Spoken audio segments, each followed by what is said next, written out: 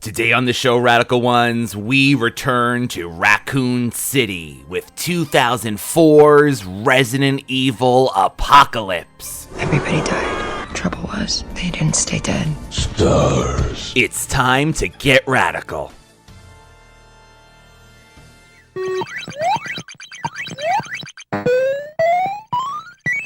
has begun! This is where I start to have fun. Well, excuse me, princess. My name is Alice. I work for the Umbrella Corporation. The day Bison graced your village was the most important day of your life. But for me, it was Tuesday. Fatality. Shadow Demon, you shall not pass. Hey, paisanos, it's the Super Mario Brothers Super Show! Finish him.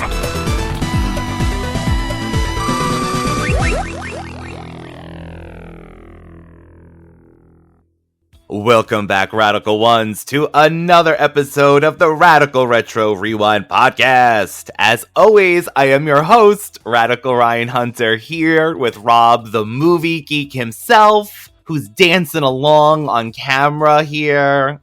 Hello. I'm very excited to be off work. I just did my shift for the day. I'm done. So yay, celebration. And now he has to talk the sequel to Resident Evil. My second job that isn't paying very well. We need to talk after this conversation, okay? Imagine a world where you can reverse the effects of age, stress, and sun. From the leading name in biotechnology comes Regenerate, another breakthrough from the Umbrella Corporation. Regenerate's revolutionary T-cell formula actually brings dead cells back to life.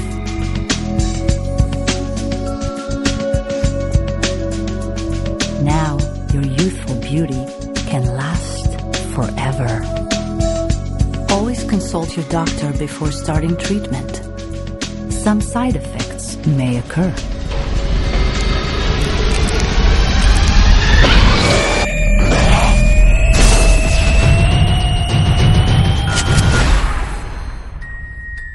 Regenerate is a registered trademark of the Umbrella Corporation. Our business is life itself.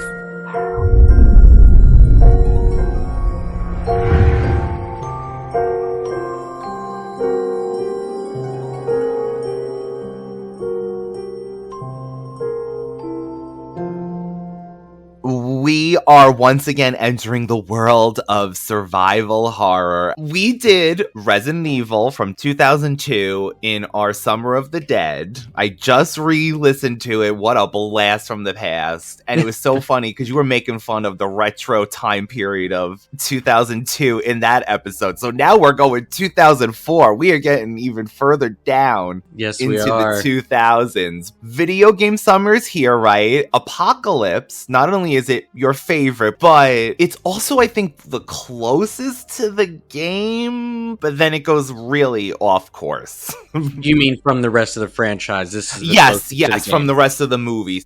Resident Evil 2. This one is described as Alice wakes up in Raccoon City in the hospital after the area has been overrun by zombies and now must make it out of the city before a nuclear bomb is dropped. Alice is back. My name is Alice. This is the first time we get that recap. Oh my god. First thing I wrote.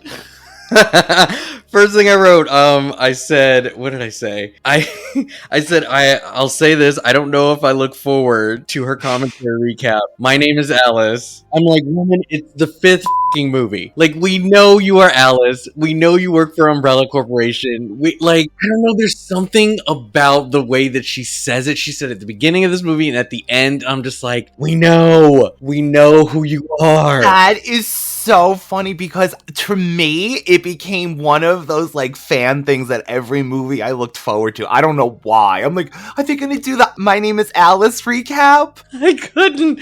My name is Alice. I worked for the Umbrella Corporation, the largest and most powerful commercial entity in the world. Well, I know we're jumping ahead because I'm supposed to pretend I haven't seen the rest of the series, but even though we are reviewing part 2, I'm thinking ahead, and it's like, she does this every movie. I know who you are. Just in case you didn't, though. I know, it's funny. No, she it was is cute. Alice. It is a trademark. Apparently, it's a brand. It's fine. But yeah, I was just like, oh, we are going to hear this the whole time. One question for you. Yes. Just popped in my head because we did, The Living Dead summer. And we're now in a different genre, and yet we are back in horror. We are back in zombie. Now, everybody knows that you love zombie movies. True. Is that your aesthetic with the video games? Is it mostly just this horror vibe, or just based on the movie choices that we have, this one just happens to be something worth talking about? Because there's a lot that we could have talked about, but it's funny how we've been going into the Silent Hills and the Residents and stuff. So yeah. I'm surprised out of all of them that we ended up back into this. Is it due to horror? Is it because of the horror games, or why did we return back to zombies? Because we have another one coming after this too. Yeah, we do. So yes, you got me. I am guilty. This is me. Scary video games, definitely my thing. Although I do love my Zeldas, as you know. Sure. Of course, the zombies too. So this was definitely an excuse. Actually, our last Resident Evil episode, Rob, did phenomenal for some reason. So that's also another reason why we're giving you more of that. What they want. Yeah, no, I am glad that everybody enjoyed it. We may end up doing the whole series, and eventually. So I'm not touching that Netflix show, but maybe we can do the first one. Finally I don't know. Watched it, the whole thing. Yeah, because I had given up after the first episode, and then a few weeks ago I'm like, you know what, let me just watch the rest. This is the Charmed reboot thing, Rob. If it wasn't called Resident Evil, it would have been a better show. It would have been a better show. The stuff that they threw at you, you're like, oh my god, no. Okay. Call it something else, and I would have been like, oh yeah, this is really fun. Okay. This is a fun show, but gotcha. Not Resident Evil. Along those lines, before we get any further, supposedly there's two things going on with the Resident Evil brand. A sequel prequel to Welcome to Raccoon City, which didn't even do well, so I'm really shocked about this. I am very shocked by that. It is a Resident Evil Zero movie that will lead into... Wait a minute. The one with the girl and the guy? The one with the girl and the guy. But are they going to be separated the whole time? Because, look, one thing that I know that is vastly missing from all of these Resident Evil movies is that there were no puzzles. There were no traps. There were nothing to really progress. You got to go here to there. And there was none of that. How are they going to... The whole gimmick of Zero is the camaraderie, the working together. I'm going to drop this and here. And that train, though, too. You know that's a good gimmick. Well, the train will be... Oh, I can't wait for that. That will be a great gimmick. But are they going to put the puzzles in? I mean, I don't need to see a big escape room, but that's the whole point. They have to be separated. Are we going to do a split screen the whole time and watch both of them simultaneously? Can you imagine? I mean, they could do some crazy stuff with that, but... Yeah. I'm shocked about this, but I get it. Resident Evil still makes money. And the other thing is another Resident Evil Netflix show, Rob. Oh, fun. Revamped again, and get this, having just recently listened to that episode again, Rob was just saying in that one, too, they say, this one's gonna be faithful to the game. And that's exactly, he must have been telling the fortune, Rob, because he said that, and what does this thing say?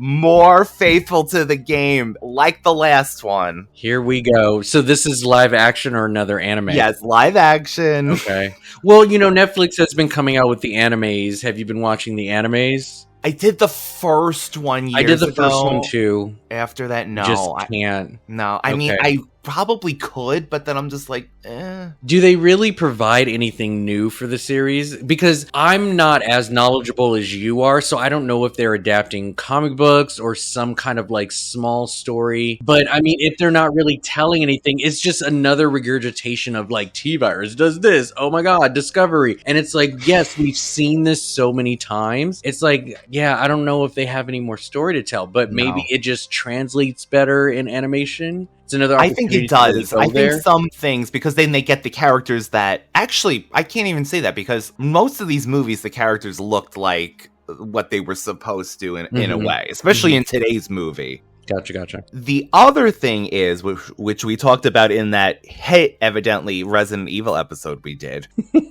George Romero, of course, was the original version of this. Like, he did so many runs of this script. There is a documentary, Rob, well, so I guess it's a documentary. It's called George Romero's Resident Evil, but they're actually filming parts of the script and with actors. So they're going to cut away to, like, oh, the making and what was going on, but then showing you what it would have looked like in live action. Okay. I'm so excited about this. Evidently, they're working on streaming deals. Oh, so it's not out. This is something new.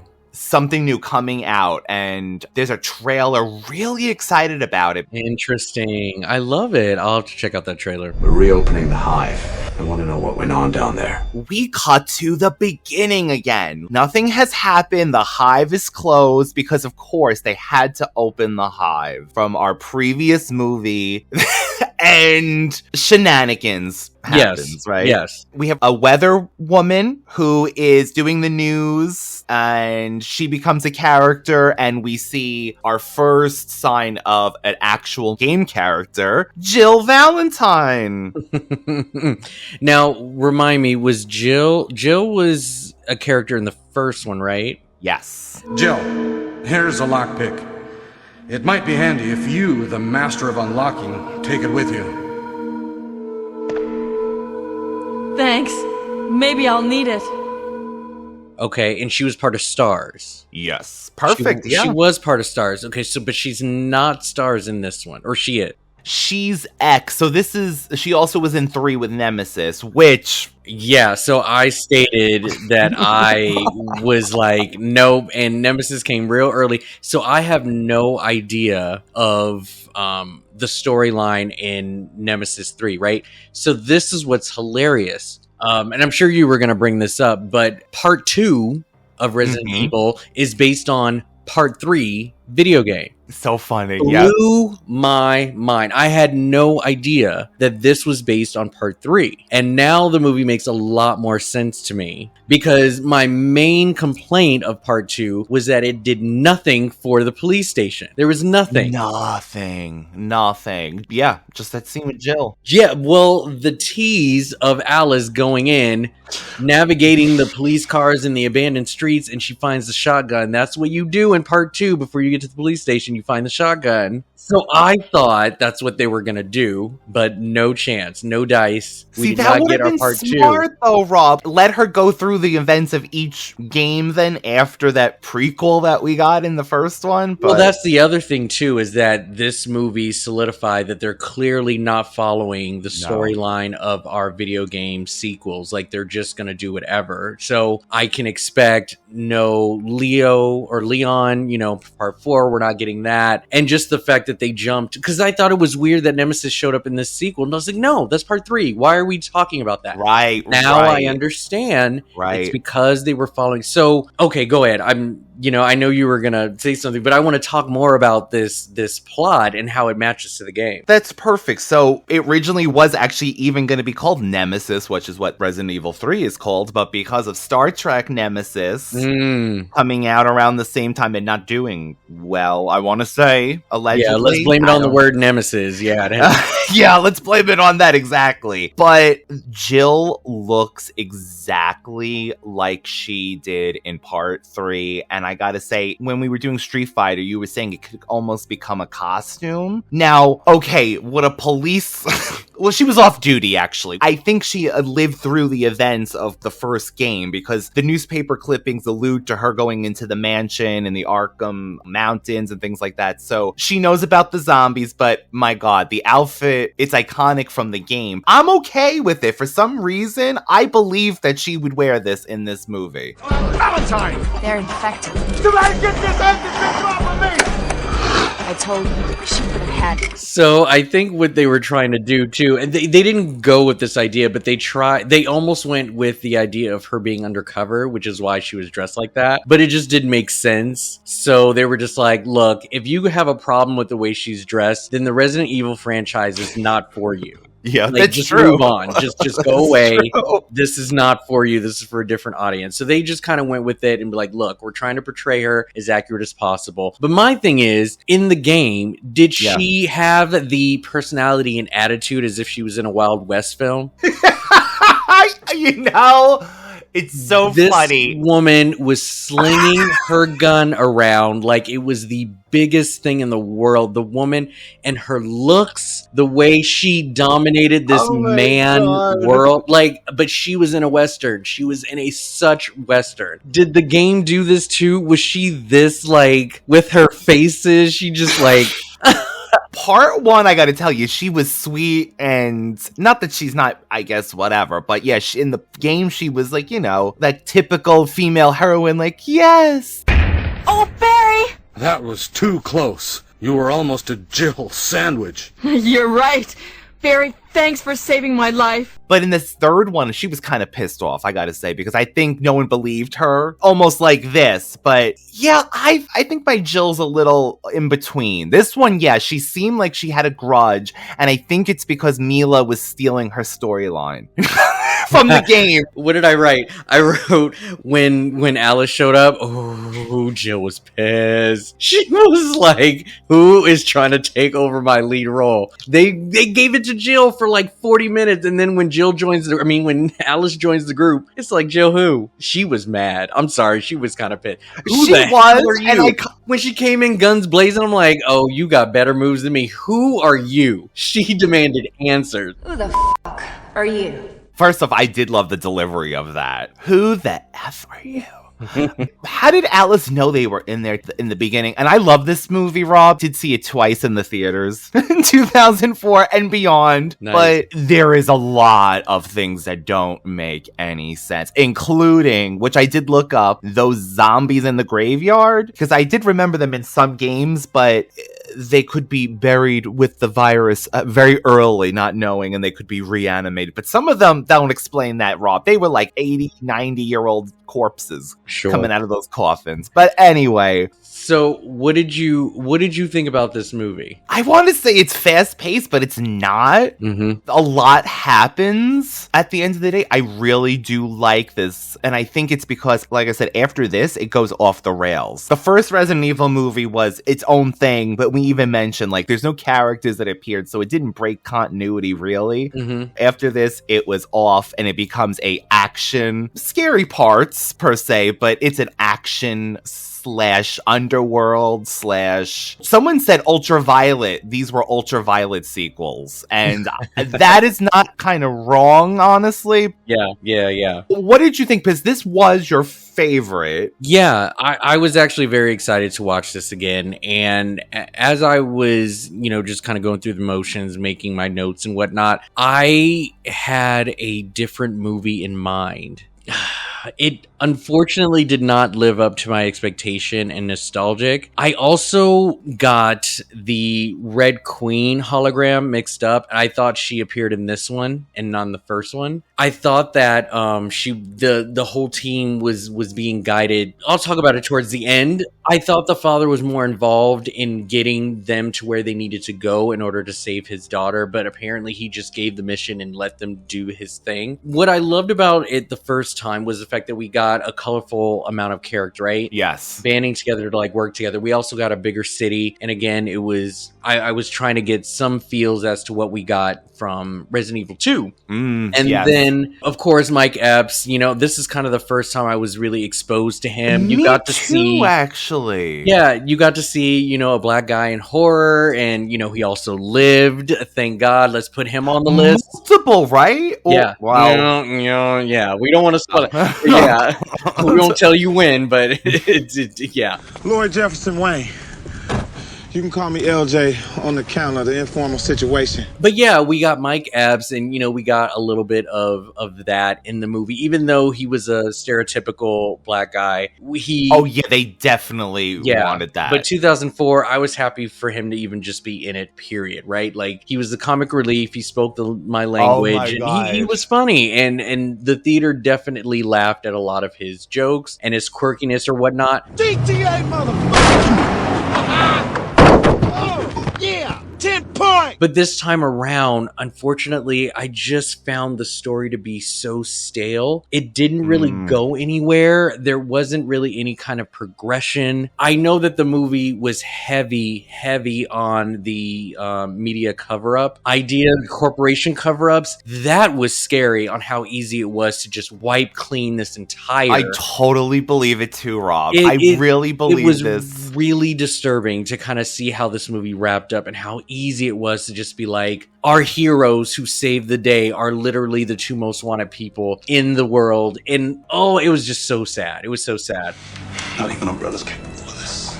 Not capable. Peyton, you were there. At the bridge. You know exactly how far Umbrella will go. Not only that, sealing off the city. That is one of those things that I feel like would happen. They'd be like, close that crap off and leave all these people there. So what's funny, I just saw Quiet Place Day 1. They did the exact same thing. They blew up all the bridges. Like, gone. Shoot. So, I mean, that to it itself, and that's the thing, they had it. They had everything that they needed, but the movie just went into this, let me see how many flips I can do, and let's put it to rock music, and let's do some gunsling, and also the fight scenes, unfortunately, like, look, I get it. I'm not an actor. I know it's hard work, but the editing, the way that they would just cut these fight scenes, just there was a lot. It was just a little too much. Cuts. And so, but I mean, Alice Killed, she obviously is showing her, chops as an action femme fatale, I want to say. Oh, and truly. She can definitely hold her own. I love that she is lead woman material. I enjoyed coming back for her, right? But yeah, this story just unfortunately just did not work for me. And I wasn't bored, but this really just didn't give me the feels to make this my favorite. So now, going through the rest of the series, I have to find out what my next favorite is, because this movie just lost a lot of points for me in this one. I just was not having as much fun as I did. Believe me, this is not a top rated movie, but Alice does become like an action icon. And I mean, Mila, she's so likable too. Like, I think that's the thing, even when she's playing these tough characters like this, she has that likability factor. Yeah. So you know what they are? They're bioweapons from the Umbrella labs beneath the city. How come you know so much about Umbrella? I used to work for them. But yeah, this cast is stacked, though. Stacked. So many recognizable faces, and I think that might have been another reason why I enjoyed this movie so much. So, I mean, with that being said... Well, we have Carlos, who is our Zanku for our Charmies that might be listening. Even his partner was charmed alone, and they worked together. I know Rob is going to know this, so yep. He doesn't know this, but I am, like, obsessed. Not he, I mean, Zach Ward. I'm obsessed with this man. Zach, yes. I believe him to just be a fun person to watch. I don't know what he's like in real life, but as far as the characters that he always chooses to do, the accents, whether they're good or bad, I always find him so entertaining to watch. And every time I see that beautiful face on screen, I just get so excited. And I forgot that he was in this. It was fast though, honestly. It was. I was so mad what they did to him.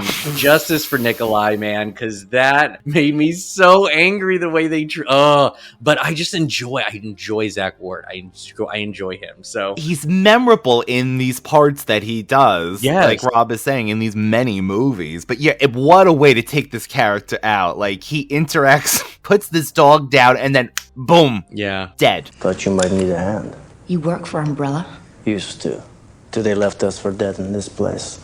Now, I consider myself freelance. Sergeant Nikolai Zhinofev. But yes, Odin Fair and Zach Ward, yes, two wonderful people. Love them. just to get back to Alice, would you have preferred her to be more... In the original one, she had no superpowers. Mm-hmm. She was just... Although at one point she kind of remembers that she could do like those kung fu moves, right? But she didn't have the super strength and things like that. She just knew to fight. Yeah. So had she stayed like that, would it be believable? Because honestly, it might. You have Jill Valentine here doing crap too. Of course, she had to be in underneath Alice's glow, but you know, like, was this the tipping point, you think? Or you had to make Alice this indestructible killing machine?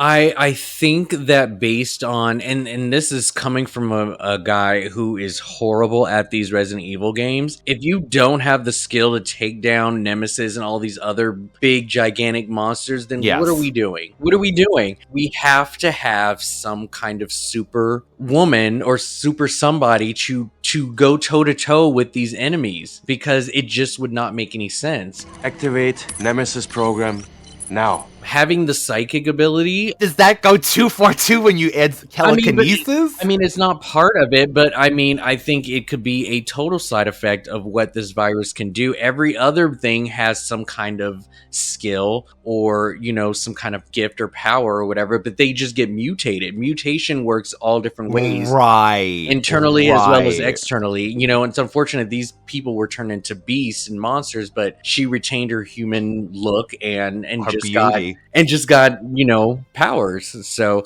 I find it believable, but there was nothing hinting to this in the games. So they just kind of did it to make the even like a playing field, I'm guessing. I mean, they ended up making Wesker like this. Yeah. Because he was just this character that was a bad character and then ended up sometimes surviving somehow. But he didn't have these like superpowers. And then later on, he started having the super Alice powers. So Yeah. Although I'll still say, I think being able to play Alice in something was, although Resident Evil fans hate her in a way, game fans, I think I would have loved to have been able to play as Alice and just for sure karate chop zombies in something. But that's the thing. It's like, you know, every time that this franchise makes money, we give a lot of credit to Alice, right? So we're not scared of her dying. If she does, they'll just clone her. And witches. It's just to continue this thing, like we're not going to take away what quote unquote we all love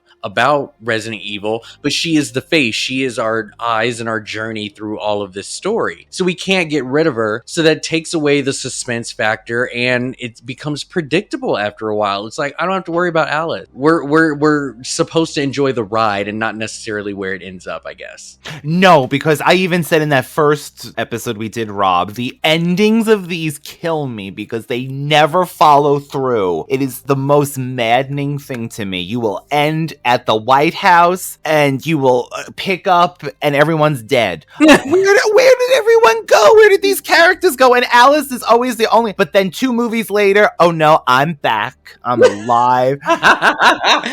That's the craziest things about these movies. So along that lines, our Jill, Sienna Gilroy, actually bought a PlayStation at the time and a copy of Resident Evil 3, and she studied Jill Valentine's character. She based her movements on her, how she moved her arms up with the gun. Now that is dedication. So she was skilled to navigate through this game and learn more of Jill's story, because I don't know shit about this game because I couldn't beat it. Do you think she was so excited seeing this game and Jill is the main character and she's doing all these fighting Nemesis and then she's like, oh, I'm gonna do all this? Oh, nope.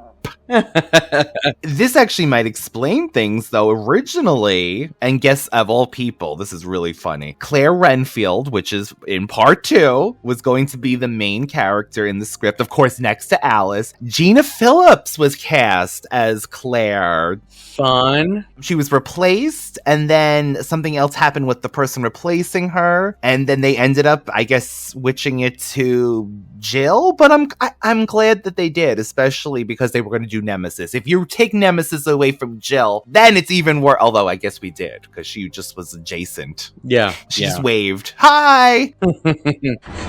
Nemesis. Run.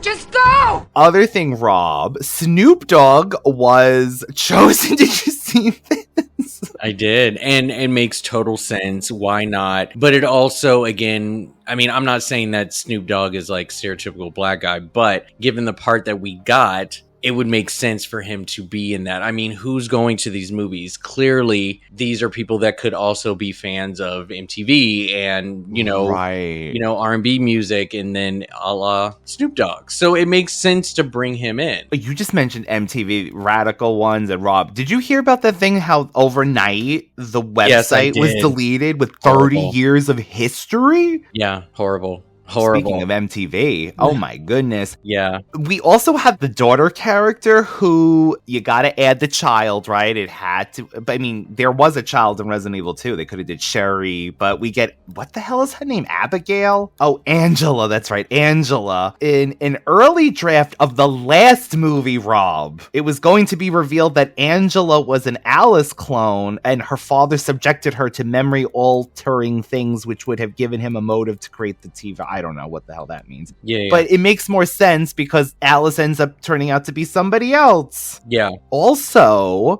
Mila was disappointed with the film, Rob. She said that the studio wanted more action and explosions, and the story was swept under the rug. And boy, after this, the sweeping continues, because come on. Yeah. It just became an action movie beyond. Yeah, the Angela character I thought was interesting, and so first of all, when this semi hits her, the car, like, it doesn't even stop. Like, I hate these type of accidents. They're so unrealistic. Like, who piles through a car like that and just keeps going like it's nothing? Unless the person died, maybe? So are you saying she was hit before the outbreak? I think what they're trying to do is like a homage to Resident Evil 2 where the guy is turning into a zombie driving the truck, but I completely wrong in giving it too much credit. Yeah. It could just be like they're speeding, like you said, and yeah, I guess so. But I mean, I found it interesting the way that they used her story. You know, it was obviously based on sort of that I Am Legend sort of thing. Like, we want to fix an illness and then it ends up turning bad and yada yada. And she's like infected the whole time. I thought that was an interesting way of keeping this child actress interesting and being a part of the story. But that's another trope of add the child and give the... I'm supposing they added this to soften Alice and Jill for the moment that she was in charge of her. Angela Ashford, huh? That's a pretty grown-up name for a little girl. I'm not a little girl. Besides, all my friends call me Angie. Angie, huh? I like that. Those things are in here. It's okay, honey. They're slow. We can run around them. No. Not them. Them. Well, I mean, it definitely shows that, I mean, even if it was for a good reason, you know, the manipulation of, you know, the human anatomy can be just as small from Angela's age up until, you know, what they did with Alice. So there's no sort of like boundary on people trying to play God and cheat death and all of that stuff. Like, we'll even do that to a kid if we have to. So the other big thing, of course, we have to mention again is Nemesis. So this ended up being Matt Eric Mabius from the original one. Man, they didn't pay him anything to appear in this sequel. He was a puppet when they cut away from him. And it didn't even look like him, Rob. Did you see that? Oh my God, it was the ugliest looking mannequin ever. They did him wrong. He's mutating. I want him in the Nemesis program. Yeah, they used stock footage, I guess, for him being credited, if anything. Yes. You know, yes. He obviously didn't get into a Nemesis suit. You know, they casted some other gentleman. Alice has this flashback. She sees that end of part 1, and then she sees him on the operating table, and then she realizes while she's fighting him, because there's this whole thing that they want him to fight now in Mortal Kombat. Mm-hmm. We actually got finish him. Yeah. Finish him. I said finish him. There we go, tying back to our Mortal Kombat. Honestly, I'm not thrilled with the Nemesis heart, having a heart and retaining the memories. I like it because I like the Matt character. I mean, you know it. You said it yourself. Nemesis is like this unstoppable, scary thing. Yeah. What about him? Evolution has its dead ends. Now, put him out of his misery. And come with me. Can you tell me, was there an origin to who Nemesis was in the game? Was it an actual person? So we don't know the origin of who that person was before the mutation. So because we gave them a name and a character, it made sense. Yes. And yeah. I don't know what else to really say about that except for, and then he had to go. So I'm surprised he didn't show up because I expected him to show up in part 5 with like a trench coat and a hat, let's keep this going. I know he had more story to tell, but originally I remember I was following this movie because after the first one, I was pumped. I was so pumped to see what happened. I remember Eric Mabius saying that he was working out to be this Nemesis, but then it wouldn't make any sense for him because he would have been his eyes, that close-up, which was, I'm assuming, CGI. We got some CGI eyes. Yeah. The same shade as his. Yeah, because there would have been nothing unless they left him around for longer, tortured and having flashbacks of him becoming Nemesis. It makes no sense. We're assets, Nikolai. Expendable assets. And we've just been expended. What did you think about the acting in the movie? Did you feel that it was authentic? Did it match the tone of the movie, or did they just not care? Well, I tell you, you said it best. Our Jill is serious. So she can't really go too wrong because she is just that one note she's giving her. Honestly, Mila said a lot. What was the line she said? Okay, so they had this flirting with Carlos, right? I don't blame you, Mila, of course. Did that one part, do you remember when she's like, don't worry, I'm not infected? The way she said that, I'm not infected. It was so cheesy. It didn't make any sense. She should have said something like, don't worry, I don't bite, or something like that. And they infected you with the T-virus as well? Yeah.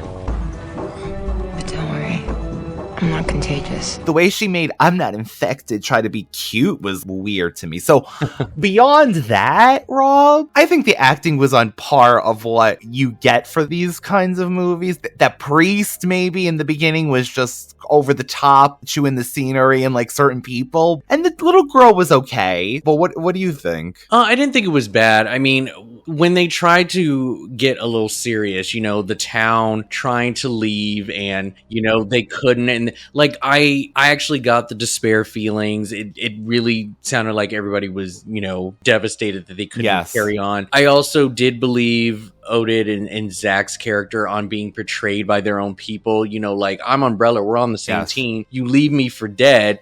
F you, I'm just going to do my own thing. I found them to be believable too. Who is the gentleman that I also wanted to bring up? Oh yeah, Peyton Wells. So this is Jill's sort of Jax, if you will. Yes, yeah. I thought that he was believable too.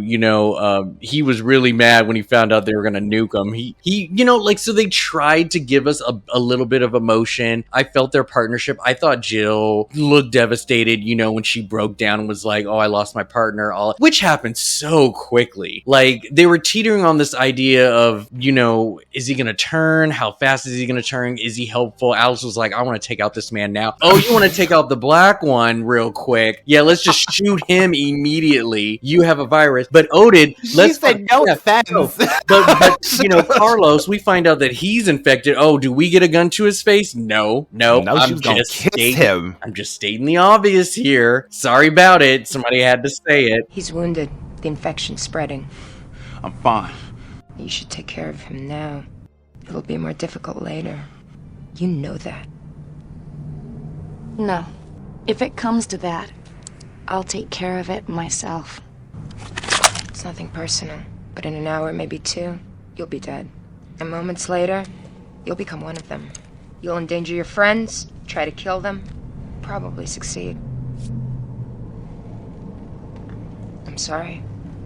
It's just the way it is.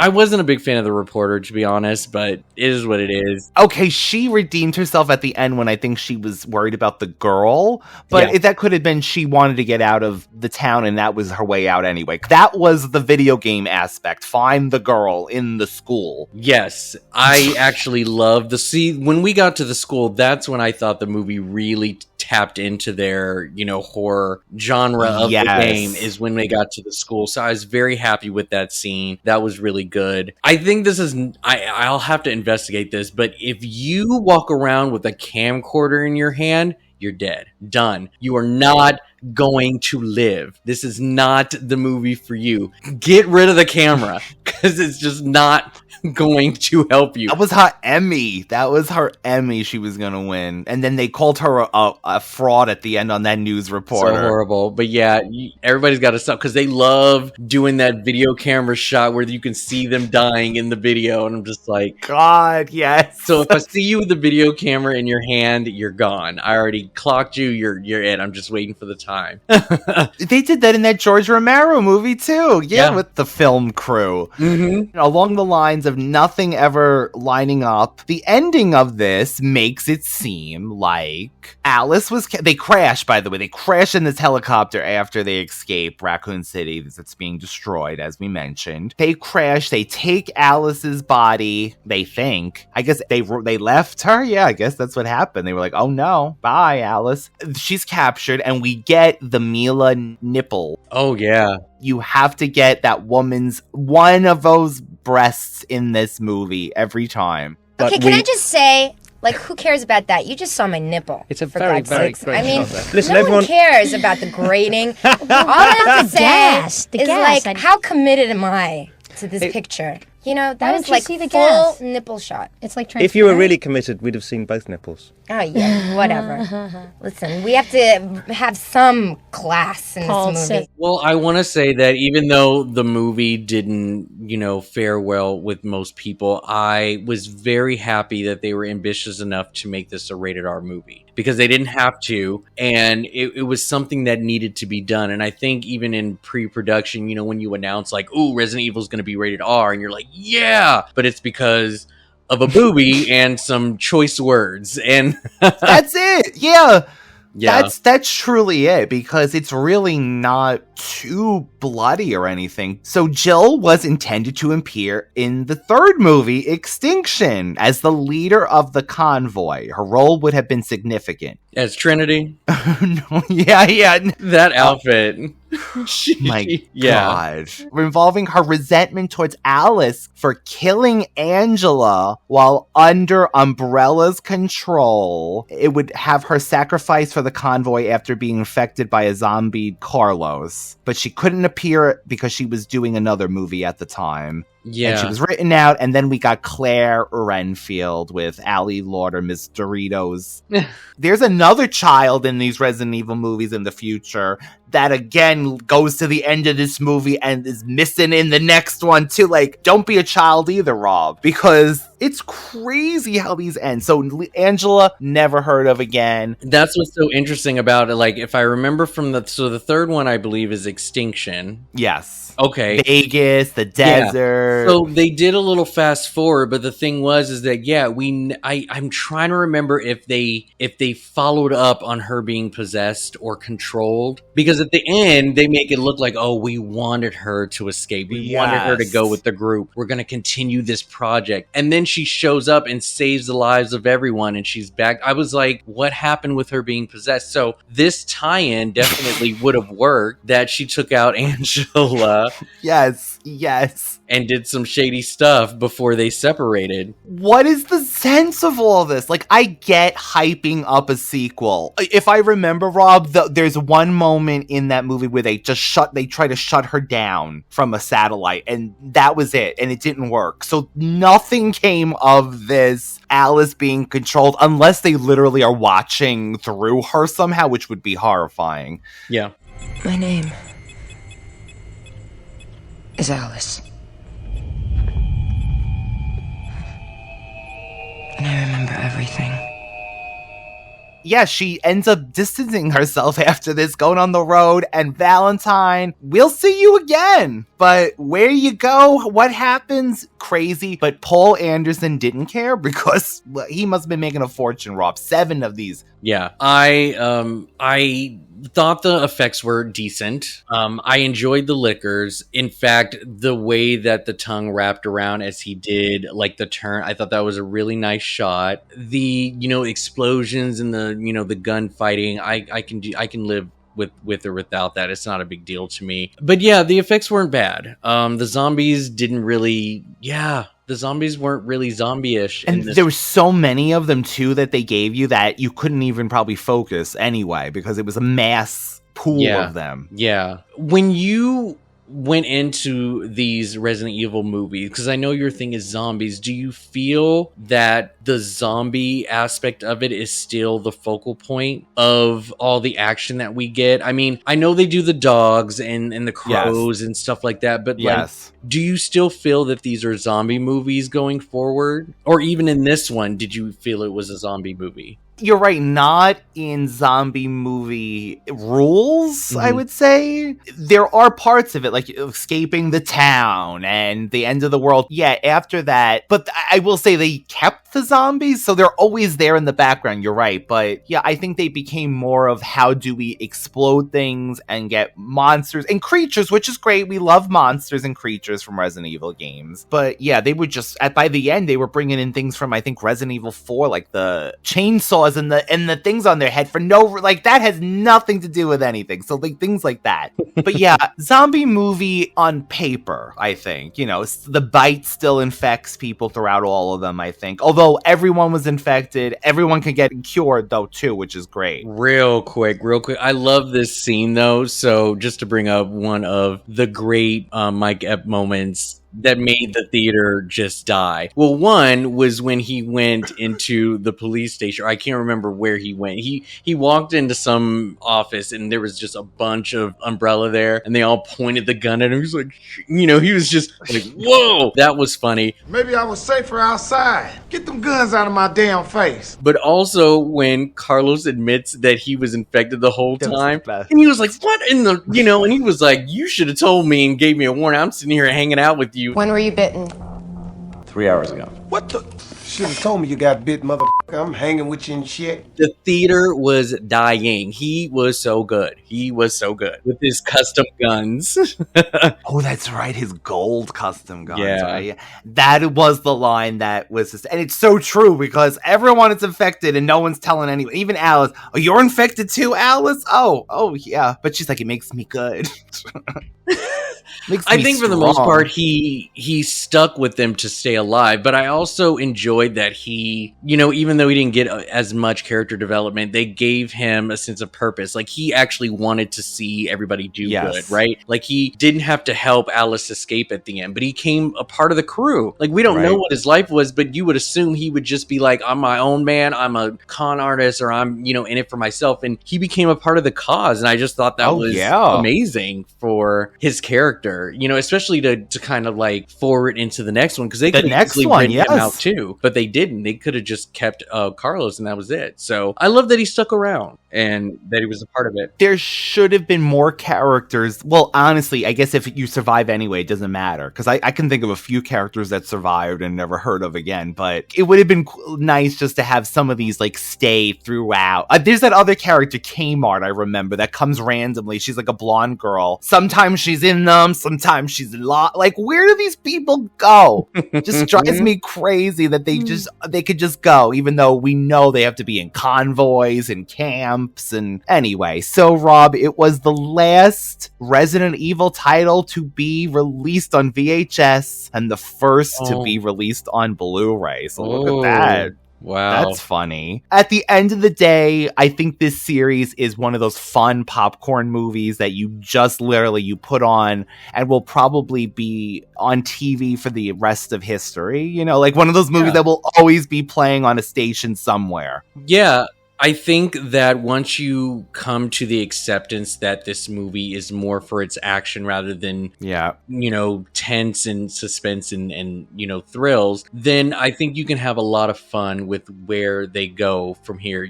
They just keep going more cartoonish and over the top, which could be a good or bad thing. It really depends, but they always have something going on for you to look forward to in the next one, right? I mean, I don't know if at the time we were on a low count of horror films, let alone creepy action films, even with suggested horror. Maybe we needed these each time, and as long as they were popping them out, we saw them because that's all we were probably getting. And that's right, they made money, because if they didn't make money, then they wouldn't have kept making them. So yeah, someone, like, we were watching these. Yeah. People were watching these. So, I mean, I honestly, my hope is that, we go on for years to come and I get Rob to cover each and every one all over again, because these are fun to, like, discuss and see the little choices that they make. And again, my goodness, they are a force. And let's look forward to, Rob, that very game accurate prequel and Netflix series that will be just like the game. Okay, we will see. I can't wait to hear this episode back in 2 years. But along the lines, Rob, do you have any recommendations for us today? Rob's recommendations. Of course, without question. Definitely. Okay, so if you enjoyed Resident Evil Apocalypse, for whatever reason, I think that these 3 films might be right up your alley. A nice double feature action, or maybe just something to continue the emotions and where you're set in this sort of like action zombie mashup. My first film that I am bringing up, which I think is similar in story, is Return of the Living Dead. I love this movie. With its colorful characters and the amount of people involved with this zombie outbreak, the way that these zombies are portrayed, and also the zany and wacky choices our characters make, I feel that this movie is a great fit to fit in that same category, and you still get the same excitement and thrills with some commentary that will leave you when the movie's over. Because I think as cheesy as Return of the Living Dead was, it left a mark in being an algorithm or an amalgam of what is going on at the time. And, government, man, it is something. So yeah, Return of the Living Dead, I think, is a great way to just kind of pair up with Apocalypse. Yeah, they both end with a bang. Yeah, they sure do. The next one I'm going to say, it's not exactly retro, but it is sort of in the same category as our video game live action transition. I am recommending Doom with Dwayne Johnson. And to be fair, we have not done this movie yet, but I remember when I saw it the one time, I actually really enjoyed myself. I only saw it once too. And I know that the big pull from Doom is the first person shooter POV. Yes. And they adapted that for this movie, and I want to say that it was spot on. It was beautiful. I actually really enjoyed that sequence. It didn't happen until the end, but as far as the story and the characters go, I remember enjoying this movie, but I think it gives you just enough to just have fun with this one on its own, just like Apocalypse. So I recommend Doom. The last one that I want to recommend follows the exact same story that we got in Apocalypse. If anything, this movie copied Apocalypse. It is the OG Suicide Squad with Will Smith. They were all tasked to go inside this desolated, like, infected town and do a rescue mission and bring somebody out who's stuck inside, Amanda Waller. And so this is the exact plot with kooky characters who have to band together. So if you liked Apocalypse, you will definitely enjoy Suicide Squad. Surprised Mila wasn't in that too somehow. I know, right? If you did not like Apocalypse, I would say that these movies take care of that taste that you were looking for, that you wanted to see in Apocalypse. First one I'm going to bring up is Dawn of the Dead 2004. Oh, yes. And perfect timing, too. Yeah. Yes. I think the remake is a great example of what could have been in Apocalypse. I understand that this movie is a remake of a horror film versus a video game, so there comes a little bit of rules and ways in advertising and sort of adapting to kids who play video games, yada, yada, yada, but this movie does it better. This movie, I think, does it better in comparison. The next one that I want to bring up is Quarantine. Oh, yes, yes, yes, Now, yes. Quarantine, I believe they were not zombies, but they definitely were infected. Yes. And it with took a something. lot of civilians to band together and stay alive. And I think that the thrills and the character development, there was even a reporter in this one too. I think that they fleshed out these characters a lot better than Apocalypse, and I think the scares were better, the effects were better, the infected were better. Watch Quarantine if you have not seen it. That ending shook me. Yeah. At the first time I watched it in the dark. Yeah, and just even the reason for the infection, I think is awesome. But it's also talks about the cover up and the corporation and keeping things under wraps and all of that was in this movie. They just did it a lot better. Side note: this is a adaptation for Rec, so I just want to point out Rec is the original, and I would definitely watch that as well. The last one that I want to recommend keeps it in a level of cheesiness that Apocalypse has, but this movie is revered to be a bit better in their delivery and execution, and also they just had more fun in this one. Okay, even better. House on Haunted Hill, which also has Ali Lauder. Yes, it does. Oh my god, great movie. Yes. Yeah, you've also got video game alum Bridget Wilson, who is holding a camera the whole time, and you can guess what happened to her. You are right. Yeah. Oh my god, yes, yes, yes. Haunted Hill delivers in so many ways that Apocalypse just missed in their opportunity to create this town. Yes, it is secluded and it's very tight in its main location. Yes. But I think that this movie did wonders for what Apocalypse could have done. I will say though, just kind of going a little bit back to the movie, I don't know how this woman did not see all those kids behind her. Help me out. That would have been great on Fear Bias.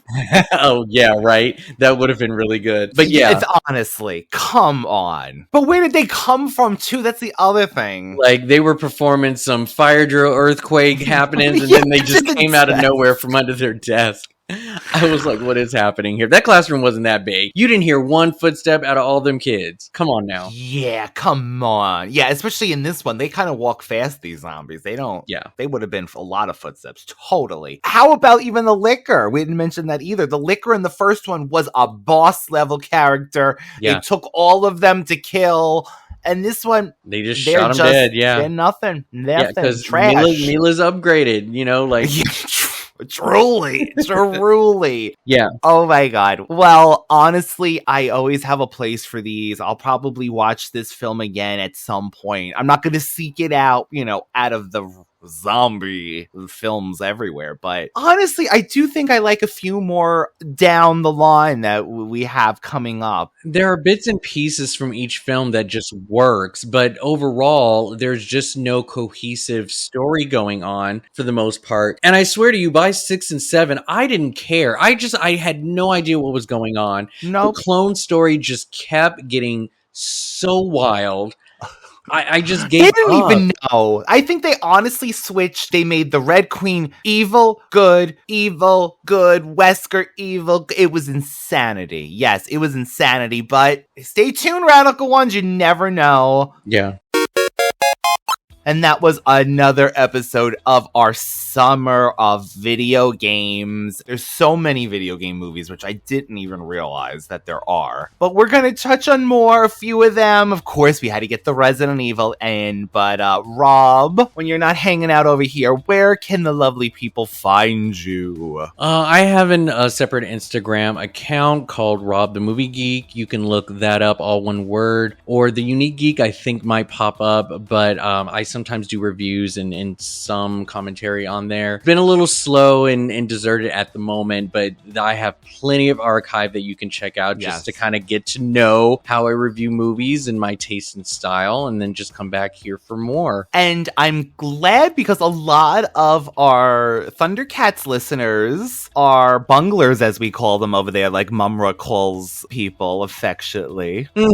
We have so many crossovers now, and they're being introduced reviews to Rob, and we want to shout out to Bonner is one of them. He has crossed over now. He said he loves all of the co-hosts, so thank you so much. I'm so glad that we have crossover, and you get to, you know, you might appeal to you some of these movies. So yes, thank you so much for love and checking out the page, and you know I'll still continue to be here. So yeah, there'll be a lot more reviews with me coming soon. Yes. And the Radical Retro Rewind podcast, one word, on Instagram, TikTok, YouTube, and beyond. We are trying to reach our goal of 20 reviews before the end of the summer, Radical Ones. We are currently, as of recording, at 18. If we can get those 20, that would be amazing, amazing way to end our 4th year, and then beginning of the 5th. Yeah. That would be wonderful.